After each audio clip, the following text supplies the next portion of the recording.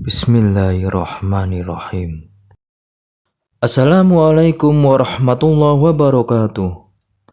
Al-Quran telah begitu sering menyebutkan berbagai macam kenikmatan yang telah Allah Ta'ala janjikan kepada orang-orang yang beriman, yang esok akan mereka peroleh di surga kelak. Sebab surga memang merupakan tempat bersenang-senang dalam keridhaan Ar-Rahman. Rasulullah bersabda, Allah telah berfirman, Aku telah menyiapkan bagi hamba-hambaku yang soleh di surga kenikmatan-kenikmatan yang tidak pernah terlihat oleh mata, tidak pernah terdengar oleh telinga, dan tidak pernah terbetik dalam benak manusia. Hadis riwayat Bukhari dan Muslim. Sesungguhnya di antara kenikmatan surga yang dijanjikan oleh Allah Ta'ala bagi para hamba-hambanya yang beriman dan dirindukan oleh jiwa, dikejar oleh hati adalah bidadari. Allah Ta'ala telah mensifati mereka dengan sebaik-baik sifat dan seindah-indah tabiat.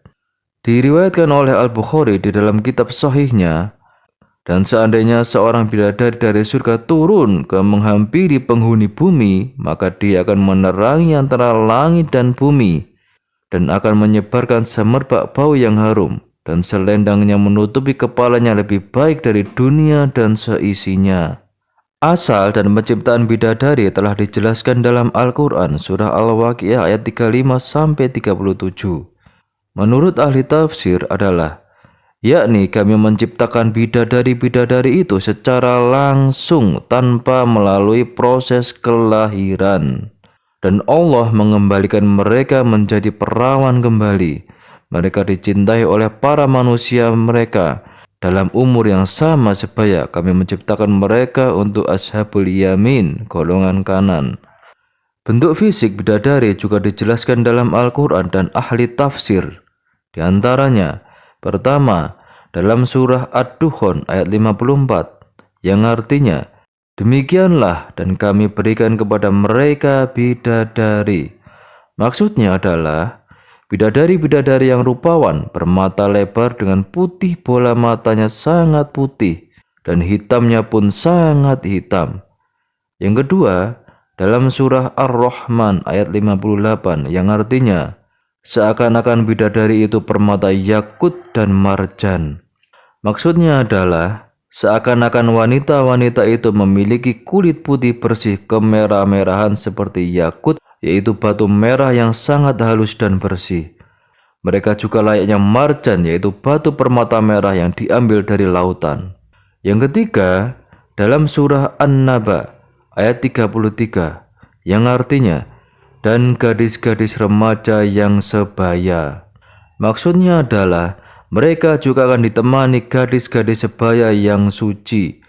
Al-Kawa'ibu adalah jamak dari Ka'ib, yang bermakna gadis yang kencang payudaranya tidak kendor. Yang keempat, dalam surah Al-Baqarah ayat 25 yang artinya, dan sampaikanlah berita gembira kepada mereka yang beriman dan berbuat baik, bahwa bagi mereka disediakan surga-surga yang mengalir sungai-sungai di dalamnya. Setiap mereka diberi rezeki buah-buahan dalam surga-surga itu. Mereka mengatakan, inilah yang pernah diberikan kepada kami dahulu. Mereka diberi buah-buahan yang serupa dan untuk mereka di dalamnya ada istri-istri yang suci dan mereka kekal di dalamnya. Maksudnya adalah Allah tidak mengatakan suci dari satu aib saja demi mencakup segala macam kesucian. Mereka itu suci akhlaknya, suci tubuhnya, suci lisannya, suci penglihatannya. Akhlak-akhlak mereka penuh cinta yang disukai oleh suami-suami mereka dengan akhlak yang baik, berhias diri yang paling indah dan bertata krama, baik ucapan maupun perbuatan. Juga suci tubuh mereka dari haid, nifas, mani, air seni, kotoran, lendir, hidung, air ludah, dan bau yang tidak sedap.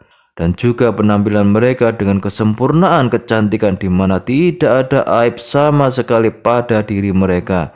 Tidak pula buruk rupa, akan tetapi mereka itu baik-baik lagi, cantik-cantik, suci lisan dan pandangan mereka. Yang kelima, dalam surah Shad ayat 52, yang artinya, dan pada sisi mereka ada bidadari-bidadari yang tidak liar pandangannya dan sebaya umurnya. Maksudnya adalah di sisi mereka ada istri-istri yang pandangan mata mereka hanya terfokus pada suami-suami mereka, tidak menoleh kepada selain mereka. Usia mereka, umur mereka sebaya, yaitu sekitar 33 tahunan. Yang keenam, dalam surah Ar-Rahman, yang artinya bidadari-bidadari yang cerita putih bersih di pingit dalam rumah. Maksudnya adalah wanita-wanita yang cantik cerita itu memiliki mata yang warnanya sangat putih dan hitam serta tertahan dalam kemah-kemah mutiara yang telah mempersiapkan diri mereka untuk suami mereka. Namun hal itu tidaklah menafikan mereka untuk keluar ke kebun-kebun dan taman-taman surga sebagaimana kebiasaan putri-putri raja dan wanita-wanita yang dipingit. Yang ketujuh, dalam surah Al-Waqiah ayat 36, maksudnya adalah Allah jadikan kembali perawan yang tidak akan hilang keperawanan mereka setelahnya, yang mereka saling mencintai atas diri-diri suami mereka. Sifat-sifat dari bidadari juga dijelaskan dalam Al-Quran dan ahli tafsir. Di antaranya, pertama, dalam surah Ar-Rahman ayat 56, yang artinya, di dalam surga itu ada bidadari-bidadari yang sopan menundukkan pandangannya, tidak pernah disentuh oleh manusia sebelum mereka, penghuni-penghuni surga yang menjadi suami mereka, dan tidak pula oleh jin. Maksudnya adalah mereka menundukkan pandangannya dan hanya terbatas pada suami-suami mereka. Mereka tidak melihat kepada selain suami-suami mereka. Keperawanan mereka belum terambil oleh manusia dan jin sebelum suami-suami mereka. Yang kedua, dalam surah Ar-Rahman ayat 70, yang artinya, di dalam surga itu ada bidadari-bidadari yang baik-baik lagi cantik-cantik. Maksudnya adalah, di dalam dua surga tersebut ada wanita-wanita yang memiliki akhlak mulia dan wajah yang cantik. Yang ketiga, dalam surat As-Saffat ayat 48-49, yang artinya, di sisi mereka ada bidadari-bidadari yang tidak liar pandangannya dan jelita matanya, seakan-akan mereka adalah telur burung unta yang tersimpan dengan baik. Maksudnya adalah, di surga mereka mendapatkan istri-istri yang suci. Pandangan mata mereka tidak menoleh kecuali kepada suami-suami mereka. Mata mereka bening indah. Kulit mereka putih kekuning-kuningan seperti telur burung, terjaga tidak terjamah oleh tangan siapapun. Yang keempat, dalam surat Al-Waqiah ayat 37, yang artinya, penuh cinta lagi sebaya umurnya. Maksudnya adalah, yang penuh dengan cinta, sangat mencintai pasangan-pasangannya laki sebaya sama umurnya, yaitu sekitar 33 tahun. Ada 3 pertanyaan yang sering muncul di benak kalangan umat muslim. Pertama, kalau istri atau bidadari banyak di surga, bagaimanakah para suami bisa melayaninya? Dari Zaid bin Arqam radhiyallahu anhu, Rasulullah shallallahu alaihi wasallam bersabda, sungguh, seseorang lelaki penduduk surga diberi kekuatan sebagaimana 100 orang lelaki dalam hal makan, minum, syahwat, dan jima. Hadis riwayat Ahmad. Syekh Su'aib Al-Arnaud mengatakan bahwa hadis ini sahih. Itulah mengapa di surga disebut sangat sibuk sebagaimana dalam firman Allah Ta'ala dalam surat Yasin ayat 55. Sungguh para penduduk surga itu dalam kesibukan yang menyenangkan. Luar biasa ya. Dan pertanyaan yang kedua, dan berapakah jumlah bidadari bagi seseorang? Disebutkan dalam hadis, kemudian ia masuk rumahnya dan masuklah menemunya 2 bidadari surga. Lalu keduanya berkata, segala puji bagi Allah yang telah menghidupkanmu untuk kami dan yang menghidupkan kami untukmu. Lalu laki-laki itu berkata, tidak ada seorang pun yang dianugerahi seperti dianugerahkan kepadaku. Hadis riwayat Muslim. Dari hadis tersebut, Ibnu Hajar rahimahullah menyatakan, yang nampak dari hadis tersebut, setiap orang itu minimal punya 2 istri di surga. Namun, ada kekhususan bagi syuhada yang mati syahid di medan perang yang akan mendapatkan 72 bidadari. Rasulullah Shallallahu Alaihi Wasallam bersabda, Bagi orang yang mati syahid di sisi Allah 6 keutamaan. Pertama, ia diampuni tatkala pertama kali darahnya muncrat. Kedua, ia melihat tempat duduknya di surga. Ketiga, ia diselamatkan dari siksa kubur. Keempat, ia diamankan tatkala hari kebangkitan. Kepalanya diberi mahkota kewibawaan. Satu berlian yang menempel di mahkota itu lebih baik daripada dunia seisinya. Kelima, ia dinikahkan dengan 72 gadis dengan matanya yang gemulai.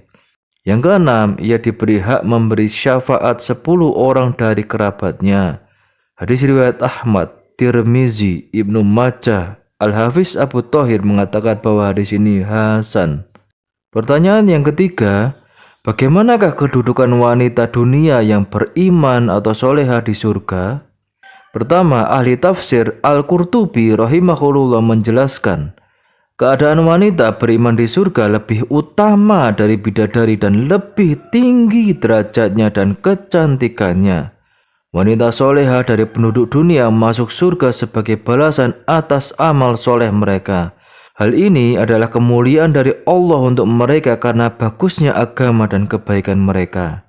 Jenis yang pertama yaitu wanita dunia adalah sebagai ratu, tuan putri, dan yang memerintah. Adapun jenis kedua, bidadari surga dengan keagungan kedudukan dan kecantikannya. Sebagaimana yang diketahui oleh manusia, maka kedudukan bidadari itu di bawah ratu. Dia menjadi pelayan bagi tuannya yang beriman yang Allah ciptakan sebagai balasan bagi orang beriman. Yang kedua, menurut Syekh Muhammad bin Shalih Al-Utsaimin rahimahullah bahwa pendapat terkuat menurutku bahwa wanita dunia lebih baik daripada bidadari termasuk sifat dan karakteristik lahiriahnya, penampilan dan kecantikan. Wanita solihah di dunia yaitu para istri lebih baik daripada bidadari di akhirat, lebih cantik dan lebih menarik bagi suaminya. Allahu alam. Cukuplah hal ini sebagai motivasi bagi kita untuk mempersiapkan bekal dengan memperbanyak amal ketaatan kepada Allah Ta'ala serta menjauhi apa yang dilarangnya. Semoga Allah Ta'ala mudahkan kita semua untuk menjadi hambanya yang bertakwa sehingga mendapatkan ridhonya dan memasukkan kita ke dalam surganya kelak. Amin ya robbal alamin. Kesimpulan yang bisa diambil adalah, pertama, Allah Ta'ala menciptakan bidadari-bidadari itu secara langsung tanpa melalui proses kelahiran. Kedua, bidadari memiliki akhlak yang mulia dan wajah yang rupawan, di mana mereka telah terkumpul antara keindahan lahir dan batin serta keelokan bentuk penciptaan dan akhlak. Yang ketiga, Allah jadikan kembali perawan yang tidak akan hilang keperawanan mereka setelahnya. Yang keempat, mereka menundukkan pandangannya dan hanya terbatas pada suami-suami mereka serta tidak melihat kepada selain itu. Yang kelima, penuh dengan cinta, yaitu sangat mencintai pasangan-pasangannya, lagi sebaya sama umurnya, sekitar 33 tahun. Yang keenam, kedudukan dan keadaan wanita dunia beriman atau soleha di surga lebih utama dari bidadari dan lebih tinggi derajat dan kecantikannya. Wallahu a'lam bishawab. Semoga bermanfaat. Assalamualaikum warahmatullahi wabarakatuh.